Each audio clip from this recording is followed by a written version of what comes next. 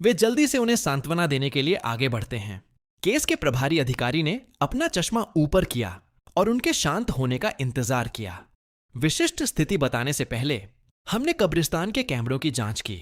पता चला कि मिस्टर मॉर्गन ऊंचाई से गिर गए थे। उनके सिर से खून बह रहा था। आपने केवल दूसरे व्यक्ति को बचाया और चले गए। वह 1 घंटे से अधिक समय तक कब्रिस्तान में अकेले पड़े रहे और फिर पहाड़ से नीचे उतरे, लेकिन अत्यधिक खून बहने के कारण वह सड़क पर बेहोश हो गए और एक ट्रक द्वारा घसीटे जाने से उनकी मौत हो गई। सिर्फ इस विवरण को सुनकर एम्मा मॉर्गन और सोफी लेन कल्पना कर सकती हैं कि वह दृश्य कितना भयानक रहा होगा। पुलिस कैमरों से ली गई कई तस्वीरें दिखाती हैं सीढ़ियों पर खून के निशान और सड़क पर बेहोश पड़े व्यक्ति को देखकर एम्मा मॉर्गन दर्द से कराह उठती है। सोफी लेन तस्वीरों को कसकर पकड़ लेती है। उसकी निगाहें बिखर गई हैं। उसके दिमाग में वह कल दोपहर का दृश्य बार बार घूम रहा है, जब वह टाइलर नैश को सहारा देकर कब्रिस्तान से बाहर ले जा रही थी। आखिरी बार पीछे मुड़कर देखना। मैं खून के पोखर में पड़ा था, हिल नहीं रहा था, बिना किसी आवाज के खामोश था। उस पल उसे विचार आया था कि वापस जाकर मुझे ले चले, लेकिन अंततः वह नहीं मुड़ी। तो यह अलगाव, यह एक नजर आखिरी बन गई। पुलिस द्वारा अपनी पूरी ताकत से तलाश करने के बावजूद उन्हें शरीर के केवल 67% ऊतक टिश्यू ही मिले। रिपोर्ट को देखते हुए जिसमें लिखा था, बुरी तरह घसीटा और कुचला गया, चेहरे की पहचान करने में असमर्थ, एम्मा मॉर्गन और सोफी लेन का खून जम जाता है। वे कल्पना नहीं कर सकती कि मौत से पहले मैंने कितना दर्द सहा होगा। हड्डियां एक एक करके टूट गईं, मांस छिल गया और लुगदी बन गया। पूरे शरीर पर त्वचा का एक भी साबुत टुकड़ा नहीं था। हड्डियों तक को चीरने वाला दर्द दिल से बाहर की ओर फैलता है, जिससे वे इस पीड़ा के साथ जीवित नहीं रहना चाहती। इन पिछले दिनों में वे इतना रोई हैं कि अब आंसू नहीं बचे। अब और नहीं रो सकती, केवल अपने खून से सने हाथों को कसकर पकड़ सकती हैं, दर्द से दर्द को ठीक करने की कल्पना करते हुए। उनकी हालत देखकर कोरोनर, शव परीक्षक आह भरता है और उन्हें एक दस्तावेज सौंपता है। शव बहुत बुरी तरह क्षतिग्रस्त है। मेरा सुझाव है कि जल्द ही अंतिम संस्कार, क्रीमेशन कर दें। मृतक को शांति से आराम करने दें। एम्मा मॉर्गन के हाथ कांपते हैं। वह परिवार वाले हिस्से में अपना नाम लिखती है। आखिरी अक्षर लिखने के बाद उसे महसूस होता है कि वह सांस जिसने उसे आज तक थामे रखा था, पूरी तरह से खत्म हो गई है। उसके बगल में सोफी लेन सफेद कपड़े को टकटकी लगाकर देख रही है। आंखें बिना किसी चमक के धुंधली हैं। कमरा मौत की तरह खामोश है। एक अज्ञात समय के बाद सचिव चुपचाप प्रवेश करता है और रिपोर्ट देता है। मिस लेन, मिस मॉर्गन, आपने जो जांच करने के लिए कहा था वह स्पष्ट है। हमने मिस्टर नैश और मिस्टर मॉर्गन की तस्वीरें लेकर भूकंप बचाव संगठन से पूछा। उन्होंने कहा कि उस साल लोगों को बचाने के लिए अपनी जान जोखिम में डालने वाले मिस्टर मॉर्गन ही थे। उस समय संगठन के लोगों को लगा था कि उस क्षेत्र में कोई जीवित नहीं बचा है, लेकिन उन्होंने मलबे को खोदने पर जोर दिया। आपको बचाने से पहले उन्होंने अकेले उस क्षेत्र में 2 दिनों तक खुदाई की थी। अंततः वे थकान के कारण गिर गए और लंबे समय तक स्वस्थ होने में लगे रहे। यह खबर सोफी लेन और एम्मा मॉर्गन के दिलों में खंजर की तरह चुभती है। दोनों एक पल के लिए स्तब्ध रह गईं। चेहरे बिना किसी रंग के मुरझा गए। पता चला कि उनका जीवन रक्षक कभी टाइलर नैश था ही नहीं, बल्कि वह व्यक्ति था जिसे उन्होंने बार बार गलत समझा और चोट पहुंचाई, रयान मॉर्गन। पल भर में उनके दिल आग में जलने लगे। वे अत्यंत प्रताड़ित महसूस कर रही थीं। चौंकाने वाली खबरें यही नहीं रुकीं। हमने उन बदमाशों की भी जांच की जिन्होंने पेंट फेंका था। उन्होंने कबूल किया कि सब कुछ टाइलर नैश द्वारा निर्देशित था। यहां तक कि पिछली लूटपाट, बार में छेड़छाड़, ये सब खुद के निर्देशित नाटक थे। पहले से ही तय हो चुकी दुखद वास्तविकता में ये देर से आई सच्चाइयां इतनी बेतुकी और हास्यास्पद हैं। उनका खुद का एहसान और आभार वास्तव में उपकार का बदला बुराई से चुकाना था। सबसे करीबी, सबसे भरोसेमंद बहन और प्रेमिका द्वारा बार बार चोट पहुंचाई जा रही थी। रयान मॉर्गन कितना निराश और दुखी रहा होगा। एम्मा मॉर्गन और सोफी लेन आगे सोचने की हिम्मत नहीं जुटा पाती। अपराध बोध और पछतावा उनके ऊपर लहरों की तरह छा जाता है। मेरी लाश के सामने उन्हें पूरी तरह से डुबो देता है।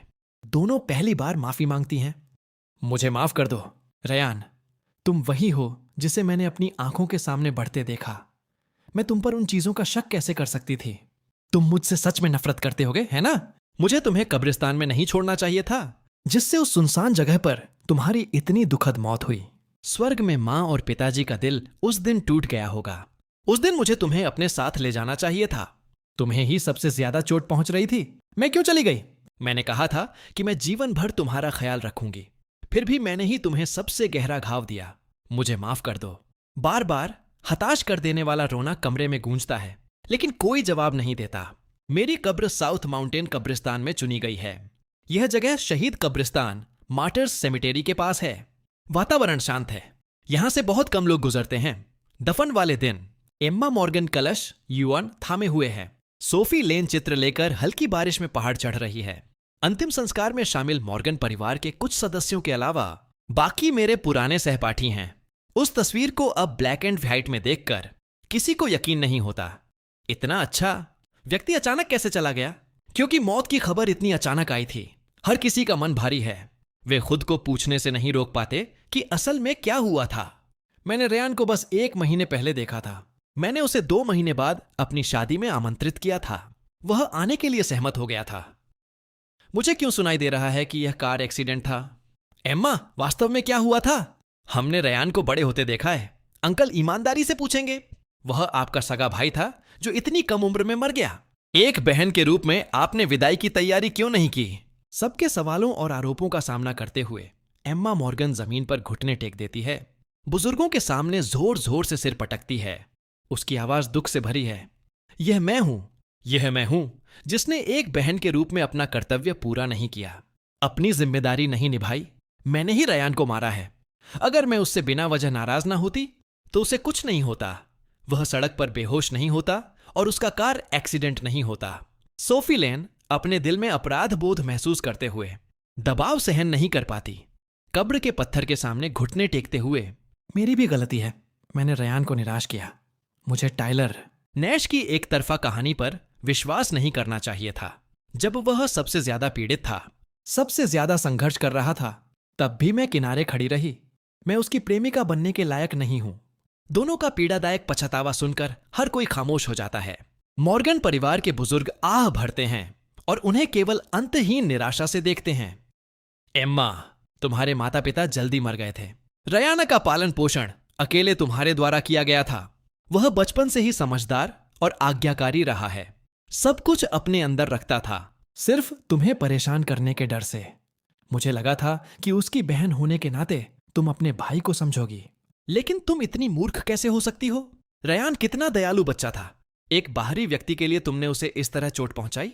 सोफी, तुम ऐसी कैसे हो गई? सोफी लेन और एम्मा मॉर्गन का रंग धीरे धीरे उतर जाता है। रुक रुक कर हल्की बारिश हो रही है। शोक मनाने वाले आ रहे हैं और जा रहे हैं। आसमान धीरे धीरे काला हो रहा है। दोनों अभी भी जाने से इनकार कर रही हैं। कब्र के पत्थर पर लगे उस चेहरे को देखते हुए दोनों अचानक घबरा जाती हैं। यह फोटो अभी भी तब की है जब मैं 18 साल का था। उन्होंने व्यक्तिगत रूप से मेरी वयस्कता, कमिंग ऑफ एज की फोटो ली थी। उस समय एम्मा मॉर्गन का करियर फल फूल रहा था। युवा जोड़े की भावनाएं जुनून से भरी थीं। तीनों एक नए विला में चले गए। खुशियों की उम्मीद कर रहे थे जो पहुंच के भीतर थीं। उन्होंने सोचा था कि सारी मुश्किलें खत्म हो गई हैं, भविष्य आसान होगा। अप्रत्याशित रूप से कुछ ही सालों में सब कुछ पानी में छांद और आईने में फूल जैसा हो गया। वह अपराधी जिसने सारी सुंदरता को नष्ट कर दिया, वे खुद थे। अगर वे दृढ़ता से मेरे साथ खड़े रहते, अगर वे सच खोजने में अधिक धैर्य रखते, अगर उन्होंने मेरी अधिक परवाह की होती, तो सब कुछ अलग होता। लेकिन इस दुनिया में अगर के लिए कोई जगह नहीं है। पछतावे की कोई दवा भी नहीं है। अंतहीन माफी और असीमित अपराध बोध उनके दिलों में जमा हो गया। एक ऐसा दर्द बन गया जिसे वे कभी दूर नहीं कर पाएंगे। 7वें दिन मनोरोग अस्पताल, साइकियाट्रिक हॉस्पिटल में बंद टाइलर नैश लगभग पागल होने की कगार पर है। वह पूरी रात ठीक से सो नहीं पाया है। हर बार जब वह जागता है तो उसे पूरे कमरे के टॉर्चर का सामना करना पड़ता है। मनोरोग के मरीज उसके मुंह में जबरदस्ती खाना ठूंसते हैं, जानबूझकर उसका सिर दीवारों से मारते हैं, उसके हाथों को काटने के लिए छोटे पत्थरों का उपयोग करते हैं। घाव छोटे और बड़े, नए और पुराने एक दूसरे के ऊपर हैं, यहां तक कि उसका चेहरा जलने के फफोलों से ढका हुआ है। आईने में उस अमानवीय चेहरे को देखते हुए टाइलर नैश टूटने की कगार पर है। वह सबके सोने का फायदा उठाता है। दरवाजे तक चुपके से जाकर मदद के लिए खटखटाता है। लेकिन चाहे नर्सें हों या कर्मचारी, सब ऐसे व्यवहार करते हैं जैसे वे उसे देख ही नहीं रहे, उसे नजरअंदाज कर देते हैं। यहां किसी पागल के मदद के लिए रोने पर कोई ध्यान नहीं देता, विशेष रूप से एक ऐसा पागल जिसे ऊपर से विशेष देखभाल प्राप्त करने का आदेश दिया गया हो। इसलिए भले ही टाइलर नैश चिल्लाते चिल्लाते अपना गला सुखा लें, उसे कोई जवाब नहीं मिलता। अंततः वह भी निराश हो जाता है, जमीन पर गिर पड़ता है। आंखें जो कभी चमकती थीं, अब खून जैसी लाल हैं, थकान और हताशा से ढकी हुई हैं। मौसम जमा देने वाला ठंडा है, शरीर के खुले अंग ठंड से जल्दी नीले पड़ रहे हैं। घाव जो अभी तक भरे नहीं हैं, उनसे मवाद पियो से रिस रहा है। उसे ऊपर से कदमों की आवाज सुनाई देती है। बुझा हुआ डर फिर से जाग उठता है। जाग गए, वे सब जाग गए। दुःस्वप्न फिर से उतरने वाला है। टाइलर नैश कोने में दुबक जाता है, पूरा शरीर बेकाबू होकर कांपने लगता है। ठीक तभी जब वह सबसे ज्यादा डरा हुआ होता है, दो साए उस पर मंडराते हैं। वह दो जाने पहचाने चेहरों की ओर ऊपर देखता है, तुरंत उनके पैरों को पकड़कर रोने लगता है। मुझे पता है मैं गलत था, दीदी मॉर्गन, दीदी सोफी, मुझे रयान को नुकसान नहीं पहुंचाना चाहिए था। मैं आपसे वादा करता हूं कि ऐसा फिर कभी नहीं होगा। चूंकि मैंने एक बार आपको बचाया था, कृपया मुझे माफ कर दें। कल मैं शहर छोड़ दूंगा, मैं फिर कभी आपके सामने नहीं आऊंगा, मैं कसम खाता हूं। टाइलर नैश को देखकर दोनों को केवल घृणा महसूस होती है। एम्मा मॉर्गन उसे जोर से लात मारती है, बिना किसी दया के। सोफी लेन की नजर उस पर दिसंबर के कोहरे से भी ज्यादा ठंडी है। वह अपने हाथ में चाबियां झुलाती है, आवाज अत्यंत ठंडी। जाना चाहते हो? ठीक है, कुछ सवालों के जवाब दो। जब तक तुम सच बताओगे, हम तुम्हें चाबियां देंगे। अगर एक भी झूठ बोला तो तुम यहीं संन्यास लोगे, रिटायरमेंट के लिए रहोगे। यह सुनकर टाइलर नैश के दिल में फिर से उम्मीद जागती है। जल्दी से अपना रवैया बदलते हुए, मैं बताऊंगा, मैं सब कुछ बताऊंगा, बस कृपया मुझे माफ कर दें। हमने तुम्हारे साथ पूरे दिल से व्यवहार किया, तुमने हमारे और रेयान के बीच फूट क्यों डाली? टाइलर नैश स्वाभाविक रूप से कांपता है, झूठ बोलना चाहता है, लेकिन दो ऐसी निगाहें देखता है जो उसे जिंदा निगल जाना चाहती हैं। वह अब मनगढ़ंत बातें करने की हिम्मत नहीं करता और अपना दिल खोल देता है। मैं बस ईर्ष्या करता था कि उसके पास ऐसे लोग थे जो उसे प्यार करते थे। मैं भी उसी की तरह बनना चाहता था, एक सफल अमीर युवा मालिक जो आराम से रहता हो। बस यही बात थी। सिर्फ इस स्वार्थ के लिए रयान की इतनी दुखद मौत हुई। सोफी लेन अपनी मुट्ठियां भींच लेती है, नाक में चुभन महसूस हो रही है, आंखें बंद हो जाती हैं। तुम्हें जो चाहिए था वह मिल गया, तो फिर बार बार उसे फंसाते क्यों रहे? मुझ में बस सुरक्षा की कमी थी। मैं साबित करना चाहता था कि मैं आपके दिलों में उससे ज्यादा महत्वपूर्ण हूं। हर बार जब आपको चुनना होता था, आपको मेरी रक्षा करते हुए देखकर वे मेरे जीवन के सबसे सुखद क्षण होते थे। मुझे अंततः पता चला कि मैं भी प्यार के योग्य हूं। हर शब्द एम्मा मॉर्गन और सोफी लेन के दिलों में ठंडे तीरों की तरह चुभ रहा है। वह असहनीय अतीत एक ऐसी खाई बन गया है जिसे वे कभी पार नहीं कर सकती। उनके दिलों में भावनाओं का ज्वार उमड़ता है जिससे वे शांत नहीं रह पाती। परीक्षा से पहले वे आखिरी सवाल पूछती हैं, इस पूरे समय में क्या तुम्हें अपने की पर पछतावा है? पछतावा? यह शब्द सुनकर टाइलर नैश की आंखों में तुरंत उलझन की झलक दिखाई देती है। उसे समझ नहीं आता कि जब वे सच जानती हैं तो यह निरर्थक सवाल क्यों पूछ रही हैं? पछतावे का क्या फायदा? टाइलर नैश को ऐसा नहीं लगता, लेकिन जीवित रहने की प्रवृत्ति के कारण वह फिर भी दो आंसू निकालता है। बेशक मुझे वास्तव में पछतावा है। मुझे मिस्टर मॉर्गन को नुकसान नहीं पहुंचाना चाहिए था। हालांकि वे मेरे साथ उतने अच्छे नहीं थे जितने आप थे। लेकिन तुम झूठ बोल रहे हो। इस बार एम्मा मॉर्गन आखिरकार टाइलर नैश के बेशर्म झूठ को देख लेती है। वह अपना हाथ उठाने से खुद को रोक नहीं पाती। अपने दिल का सारा गुस्सा और दर्द उस पर निकाल देती है। मुक्के पर मुक्का, लंबी अंधेरी गलियारे में दर्द भरी चीखें गूंजती रहती हैं। सोफी लेन बेरुखी से देखती है, एक शब्द भी नहीं कहती।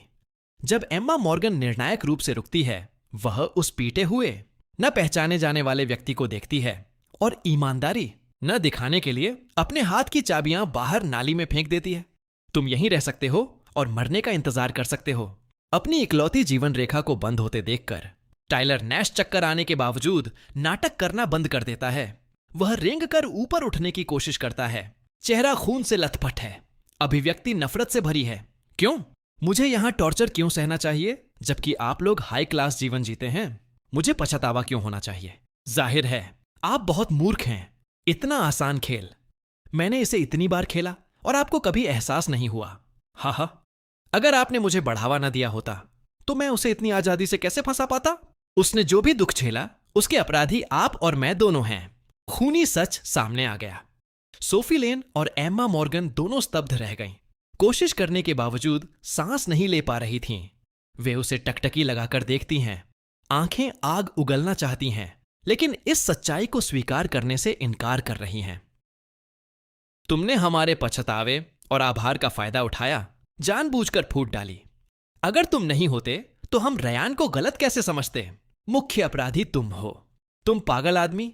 अगर मुझे पता होता कि तुम इतने जहरीले सांप हो तो मैं उस समय तुम्हारी मदद बिल्कुल नहीं करती। चूंकि तुम्हें कोई पछतावा नहीं है तो फिर अपने कर्मों के फल का इंतजार करो। इस मोड़ पर टाइलर नैश जानता है कि सब कुछ सुधार से परे है। उसके दिल में अब कोई डर नहीं है। पागलों की तरह हंसते हुए, कर्मों का फल? मैंने कभी कर्मों के फल पर विश्वास नहीं किया। अगर कर्मों का फल होता भी है, एम्मा मॉर्गन, सोफी लेन, तो आपको क्या लगता है कि आप बच जाएंगी? मैं बिल्कुल अकेला हूं। ज्यादा से ज्यादा मैं मर जाऊंगा। आपका क्या? मैं आपको श्राप देता हूं कि आप अपने प्रियजनों को हमेशा हमेशा के लिए खो दें। अगले जन्म में भी कभी शांति न मिले। ये पागलपन भरे शब्द एम्मा मॉर्गन और सोफी लेन के कानों पर अब आग में तेल डालने जैसा काम कर रहे हैं। जख्मों पर नमक छिड़कना। वे अपने दुख और गुस्से को नियंत्रित नहीं कर पाती। कर्मचारियों को बुलाकर कहते हैं कि टाइलर को वह सारा दर्द चखाओ जो रयान ने सहा है। उस आदमी की चीखें हवा में गूंजती हैं, लेकिन उन दोनों का दर्द बिल्कुल भी कम नहीं होता। वे किसी और से बेहतर समझती हैं। चाहे वे कितना भी पछतावा करें, चाहे वे कितना भी बदला लें, रयान मॉर्गन कभी वापस नहीं आएगा। उन्हें सुधार करने का मौका कभी नहीं मिलेगा। रात पूरी तरह से उन दो मुरझाए हुए अकेले सायों को निगल जाती है। शांत कार में केवल तेज सांसों की आवाज रह जाती है। हालांकि वे मनोरोग अस्पताल छोड़ चुकी हैं। अपने प्रियजनों को हमेशा हमेशा के लिए खो देना का श्राप अभी भी उनके कानों में गूंज रहा है। एम्मा मॉर्गन अपनी आंखें बंद कर लेती हैं। आस्तीन में हाथ लगातार कांप रहे हैं। सोफी लेन अपना चेहरा ढंक लेती है। आंसू उसकी उंगलियों से फिसल रहे हैं। हड्डियों को चीरने वाला दर्द एक उग्र तूफान की तरह उन पर छा जाता है। लोग कहते हैं कि समय दर्द को कम कर देता है, लेकिन सोफी लेन और एम्मा मॉर्गन पर इस कहावत का कोई असर नहीं होता। दिन ब दिन मेरी सारी यादें और साफ होती जाती हैं। समय के कष्टकारी प्रवाह में जला हुआ विला फिर से बनाया गया है।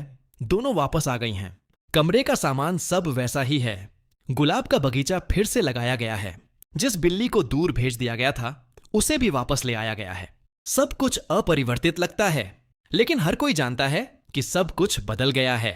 वह लड़का जो बालकनी पर बैठकर चाय बनाता था, किताबें पढ़ता था, वह लड़का जिसे आंधी या बिजली आड़ में 5 किमी दौड़ने से नहीं रोक सकती थी, वह जो अपनी बहन और प्रेमिका के लिए प्यार से नाश्ता बनाता था, वह कभी वापस नहीं आएगा। सबसे महत्वपूर्ण व्यक्ति को खोने के बाद वह विला जो कभी हंसी से भरा रहता था, धीरे धीरे ठंडा हो जाता है। सोफी लेन खुद को अपने कमरे में बंद कर लेती है। महीनों तक बाहर नहीं निकलती। एम्मा मॉर्गन रोज शराब पीती है, कभी होश में नहीं रहती। दोनों कभी कभी मेरी कब्र पर मिलती हैं, हमेशा बिना शब्दों के खामोश रहती हैं। सर्दियां बीतती हैं और बसंत आता है। कब्र पर छोटे गुलदाउदी के फूल सूखते हैं और फिर खिलते हैं। मेरे 25वें जन्मदिन पर दोनों पूरे दिन साउथ माउंटेन पर बैठती हैं और फिर नीचे उतरती हैं। वापस जाते समय एम्मा मॉर्गन धीमी आवाज में पूछती है, मैं अपने माता पिता के पास जाना चाहती हूं, क्या तुम चलोगी? सोफी लेन का गला थोड़ा हिलता है। आंखों में जटिल भावनाओं की चमक है। पहले जब मॉर्गन भाई बहन हर साल कब्रों की देखभाल के लिए शहीद कब्रिस्तान जाते थे तो वह हमेशा साथ जाती थी, लेकिन जब से मेरा निधन हुआ, बस उस कब्रिस्तान के बारे में सोचने मात्र से उसे ऐसा लगता है मानो वह किसी बुरे सपने में फंसी हो। निकलना मुश्किल है। वह फटा हुआ काला कोट और सफेद कपड़ा, नीचे का खूनी क्षत विक्षत मांस ऐसी छाया बन गया है जिसे वह हटा नहीं सकती। इसलिए वह एक बार भी वहां नहीं गई है, लेकिन आज किसी तरह वह अचानक वाकई देखने जाना चाहती है। इसलिए वह धीरे से सिर हिलाती है। आवाज बहुत धीमी है। आज रयान का जन्मदिन है। अंकल और आंटी भी केक चाहते होंगे, है ना? उस केक को देखकर जिसमें से एक टुकड़ा गायब है, एम्मा मॉर्गन का दिल दुखता है। वह उस दर्द को निगल जाती है जिसे कोई नहीं जानता। शहीद कब्रिस्तान की ओर बढ़ते हुए शाम 4:30 बजे पहुंचते हैं। कर्मचारी काम से निकलने की तैयारी कर रहे हैं, कुछ अधीरता के साथ बड़बड़ाते हुए।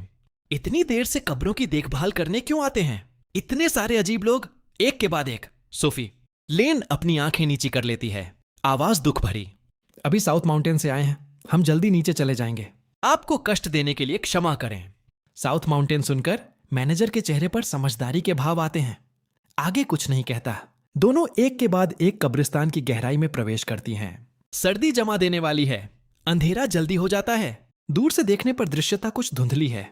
दोनों कब्र के सामने किसी को देखते हैं, जमीन पर घुटने टेके हुए। हालांकि चेहरा साफ नहीं दिख रहा। सोफी लेन और एम्मा मॉर्गन। दोनों के दिल की धड़कन बढ़ जाती है। उन दोनों को महसूस होता है कि यह व्यक्ति रयान मॉर्गन जैसा लग रहा है। वह व्यक्ति जिसकी वे दिन रात लालसा करती थीं, अचानक सामने आ गया, चाहे वास्तविकता हो या भ्रम। इसने दोनों को गहराई से झकझोर दिया। वे अपनी उमड़ती भावनाओं को नियंत्रित नहीं कर पाती। दोनों अपनी गति तेज करते हुए पीछे भागती हैं।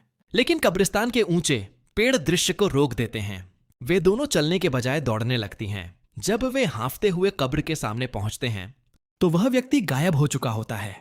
केवल कब्र के पत्थर के सामने रखा गुलदाउदी का गुलदस्ता ही साबित करता है कि उन्होंने अभी जो देखा वह भ्रम नहीं था। सोफी लेन और एम्मा मॉर्गन एक दूसरे की ओर देखती हैं। दोनों की आंखों में निश्चितता है। वे एक साथ दूसरे रास्ते का पीछा करती हैं। पीछा करते हुए पार्किंग तक पहुंचती हैं, लेकिन वहां कोई नहीं दिखता। प्रवेश द्वार पर केवल एक अकेली कार खड़ी है। दोनों में से कोई हार नहीं मानना चाहती। दोनों कार की खिड़की खटखटाने के लिए दौड़ते हैं। कुछ सेकंड बाद खिड़की नीचे होती है, जिससे एक जाना पहचाना चेहरा सामने आता है। अभी जन्मा भ्रम फिर से बुझ जाता है। एम्मा मॉर्गन जबरदस्ती मुस्कुराती है। गला रूंध गया। कैप्टन टेलर, आप यहां क्या कर रहे हैं? कुछ संक्षिप्त वाक्यों के बाद उन्हें विदा करते हुए कैप्टन टेलर पिछली सीट पर बैठे व्यक्ति की ओर देखते हैं और आह भरते हैं। ऑपरेशन खत्म हो गया है। हालांकि आपकी पहचान अभी भी गुप्त रखने की जरूरत है। एम्मा आखिरकार आपकी सगी बहन है। क्या आप वाकई उससे एक बार भी नहीं मिलेंगे? सब कुछ स्पष्ट नहीं करेंगे? मैं धीरे से अपना सिर हिलाता हूं, अपने सिर पर हुड टोपी खींचते हुए। आवाज बिना किसी भावना के, मैं पहले ही मर चुका हूं। जो जीवित है वह जेम्स चेन है। पुराने लोगों और मामलों को बीत जाने दें। यह सुनकर कैप्टन टेलर आखिरकार तह तक जाना चाहते हैं। तुम्हारे और एम्मा सोफी के बीच वास्तव में क्या हुआ था? नकली मौत और रिश्ते क्यों तोड़े? इन 2 सालों में तुम अंडरकवर रहे। वे वाकई सोचती थीं कि तुम मर चुके हो। अभी भी उस दर्द से बाहर नहीं निकल पाई हैं। मैं जानता हूं कि कैप्टन टेलर का मतलब अच्छा है। वे नहीं चाहते कि मैं काम के लिए परिवार खो दूं। लेकिन मेरे लिए 2 साल पहले जब मेरा अपहरण हुआ था, जब एम्मा मॉर्गन और सोफी लेन दोनों ने टाइलर को बचाने का फैसला किया था, तब से मेरा कोई घर नहीं रहा। मेरी अपनी मौत मेरे लिए सपनों को सच करने का एक अवसर और अतीत से बचने, पुनर्जन्म लेने का एक रास्ता था। 2 साल तलवार की धार पर जीते हुए उस खतरनाक अंडरकवर जीवन ने मुझे पुराने मामलों की परवाह करने का समय नहीं दिया। अब उस काले दौर को याद करने पर केवल धुंधली यादें ही बचती हैं। लेकिन पछतावे को मिटाया जा सकता है। इसलिए चाहे कुछ भी हो जाए, मैं पिछली गलतियों को नहीं दोहराऊंगा। कैप्टन टेलर, मृत वापस जीवित नहीं हो सकते। मेरी पहचान पूरे ऑपरेशन की सुरक्षा से जुड़ी है। इसे आसानी से उजागर नहीं किया जा सकता। बड़े हित के सामने मैं भावनाओं को हावी नहीं होने दे सकता। इसके अलावा अगर वे जान भी जाए कि मैं जिंदा हूं तो क्या होगा? हमारा काम निषिद्ध क्षेत्रों, फॉरबिडन जोन्स में बमों को निष्क्रिय करना है। अगर एक दिन मैं वाकई अपने माता पिता की तरह शहीद हो गया तो यह उनके लिए और भी दुख की बात होगी। इसे छिपाए रखना ही बेहतर है। इसमें बिना किसी नुकसान के लाभ है। कैप्टन टेलर मेरी बात किसी और से बेहतर समझते हैं। वे आगे नहीं समझाते। घर और कार की चाबियां सौंपते हैं। ऑपरेशन सनशॉट सफलतापूर्वक समाप्त हो गया है। आपकी पहचान उजागर नहीं हुई। उच्चाधिकारियों का मानना है कि आपकी पहचान अभी भी मूल्यवान है। आपको टीम में वापस नहीं बुला रहे, बल्कि आपको छिपे रहने और अवसर की प्रतीक्षा करने का निर्णय लिया है। ये आपको आवंटित घर और कार की चाबियां हैं। अभी के लिए वहीं रहें। मेरे साथ केवल एक लाइन का संपर्क बनाए रखें। मुझे फ्रंटलाइन अंडरकवर काम की आदत है। मुझे इस पर कोई आपत्ति नहीं है। कैप्टन टेलर मुझे घर छोड़ते हैं, कुछ निर्देश देते हैं और फिर चले जाते हैं। मैं चाबियां लेता हूं लेकिन घर नहीं जाता। सबसे पहले सुविधा स्टोर, कन्वीनियंस स्टोर जाता हूं। रोजमर्रा की बहुत सारी चीजें खरीदता हूं। जब मैं बाहर आता हूं तो बूंदाबांदी शुरू हो जाती है। मैं छाता इस्तेमाल नहीं करता। गली से होता हुआ अकेला वापस चलता हूं। पहुंचने पर गली का संकरा प्रवेश द्वार खाली था, लेकिन अब वहां 2 लोग खड़े हैं। जेम्स चेन ऊपर नहीं देखता। बिना एक नजर डाले उनके बीच से सीधा निकल जाता है। पास से गुजरने के समय सोफी लेन का चेहरा दुख से भर जाता है। वह मेरा कंधा पकड़ने के लिए हाथ बढ़ाने से खुद को रोक नहीं पाती।